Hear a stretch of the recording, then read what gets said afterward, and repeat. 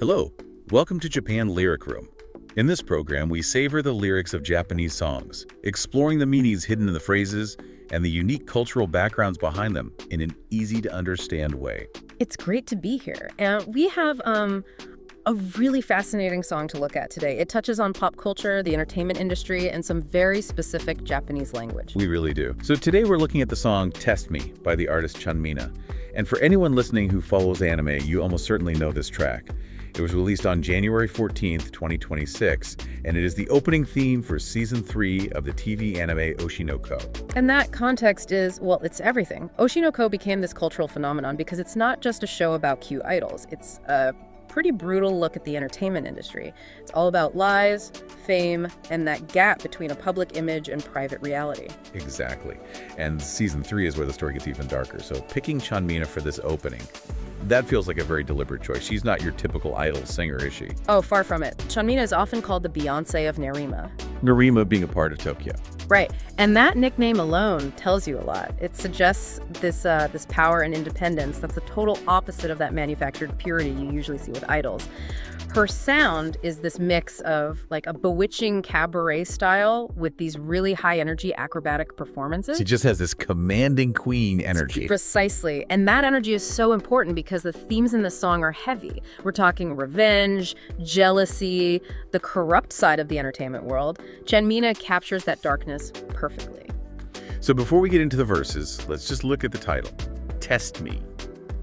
It feels aggressive. It is. It's a challenge. Yeah, it's not love me or notice me. It's test me. It's a fearless response to the public's prying eyes, really. In the anime, the characters are fighting this curse of fate, this family trauma. Yeah. And Test Me is all about stripping away that lie, the perfect idol smile to show the messy human being underneath.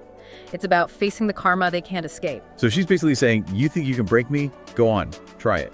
That's the spirit of it, absolutely. Okay, let's get into these lyrics. We picked 7 phrases that really build this story of rebellion. Let's start with the first one, which kind of sets the emotional stage for the whole song. Let's do it. This first one deals with the hollowness of prayer. Right. The cultural nuance here is, no one understands the depths of my trauma. So what on earth are you praying to God or to Him for? There is no salvation in such empty prayers. It's a heavy start. The Japanese keyword I want to focus on here is Somosomo. Somosomo. I've heard that before, but it's hard to pin down the exact meaning. It is. A simple translation is in the first place, or to begin with, but that's a little weak. In conversation, Somosomo is, well, it's almost like a weapon. You use it to completely question the other person's entire premise. So it's like, you're not arguing the point, you're arguing why we're even having the conversation. Kind of like flipping the whole table over. Metaphorically, yes. You're saying your whole starting point is wrong. In the context of Oshi no Ko, the characters have this tragic past with their mother. And that trauma is sacred to them. Nobody on the outside can really touch it. So when Chanmina uses Somosomo, she's calling out all those empty prayers you see on social media. She's asking, why are you even praying? You don't get the first thing about my pain. Wow, that is biting. It's like, save your sympathy because you don't even know what you're sympathizing with. Exactly. It just invalidates the pity from the listener. Okay, moving to the second phrase. If the public doesn't get the pain, the artist has to hide it. This is about the mask and the rage behind it.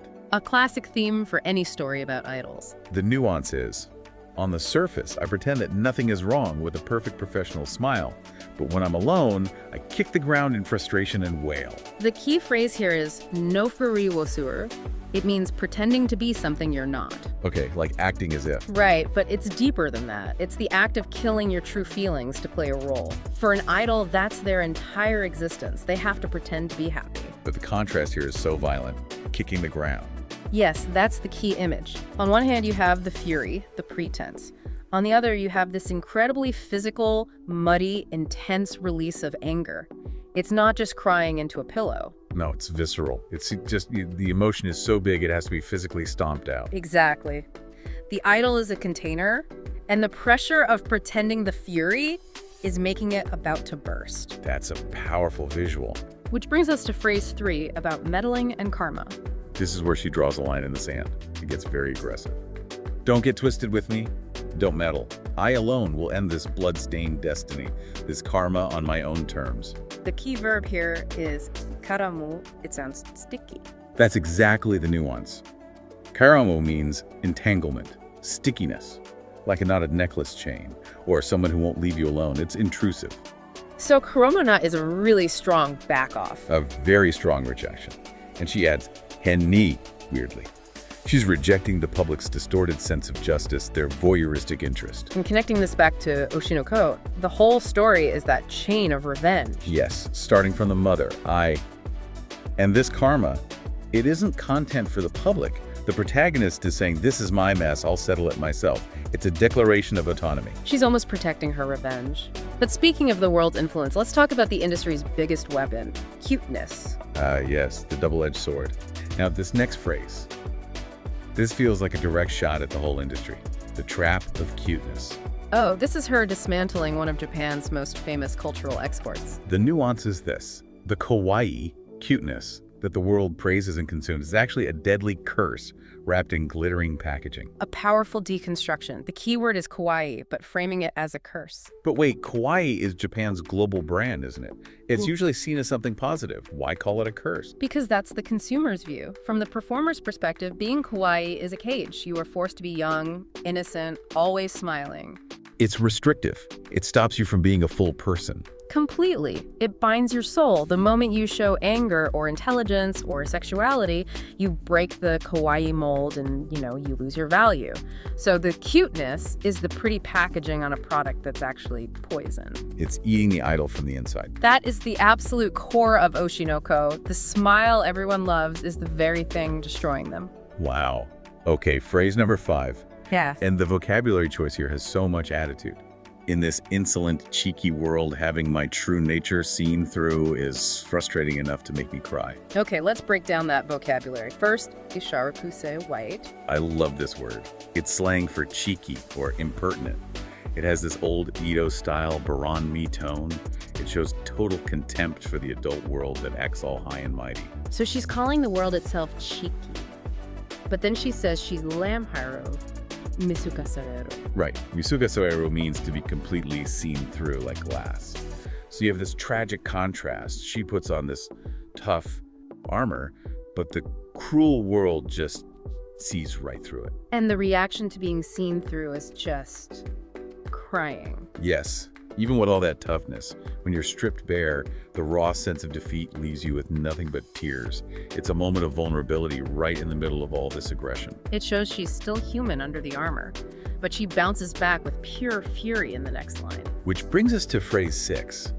This is about rejecting other people's definitions of you, the noise of others. This is a total act of rejection. The nuance is, I didn't choose to be born into this lineage or environment, so shut up with all your nagging. Leave me alone. The keywords are urusee and gocha. Okay, urusee, the classic. Shut up, or noisy. It's the rough, aggressive version. But paired with gocha, it's very specific. Gocha is a sound word that implies a disorganized mess. Static. Nagging. So all the people judging her for her family or her background. They're just noise. Static. She's saying their opinions are a disorganized mess that she didn't ask for. In the anime, the characters are defined by their mother, and she's just shouting, "Stop!" I didn't choose this, so keep your messy opinions to yourself. A very powerful sentiment. And that leads us to the final phrase. And wow, this one pulls no punches. It's about consuming tragedy. This is probably the most direct critique in the whole song. It almost breaks the fourth wall. The nuance is, if I die, does money go into your pockets? Or do you get a better meal out of it? Stop treating human tragedy as your daily entertainment. It's brutal. The Japanese keyword here is meshi no tane. Meshi is meal and tane is seed. So seeds of a meal. Right. It's an idiom that means a source of income, the way you put food on the table. That is unbelievably cynical. She's literally asking if her pain is feeding us. She's asking the audience, do you profit from my death? Because in our world, engagement is currency. When a celebrity suffers, it generates clicks, revenue, it becomes meshi no tane for the media. It makes you think about how we all consume celebrity news. Are we eating off their pain? That's a lot. It's meant to be repulsive. She's holding up a mirror to the listener and asking, are you enjoying this drama a little too much? So bringing this all together, Test Me is so much more than a catchy anime opening. It's like a Trojan horse. It really is. It opens this glamorous, colorful show, But the song itself is a clash between society's ugly curiosity and this one unyielding soul who refuses to be consumed by it. It's a story of rebirth, in a way. I think so. It's about casting off the curse of kawaii, ending the bad karma, and standing up to say, I am human and I will end this my way. It's an accusation and a declaration of independence. And just a perfect fit for Oshi no Ko Season 3. It sets the stage and tells you, don't just watch this, understand the cost of it. It certainly does. It asks you not to be a consumer, but a witness. Well, I am definitely going to hear that song with completely different ears now. It's so much heavier than it sounds. As is often the case with the best lyrics. Thank you so much for listening again today. We select various Japanese songs and update our website with detailed explanations. If you want to savor the lyrics more deeply, please check the website link in the description. If you liked this program, please subscribe or follow the channel. Please leave comments with your impressions or requests for songs you'd like us to cover. See you next time. This was Japan Lyric Crew.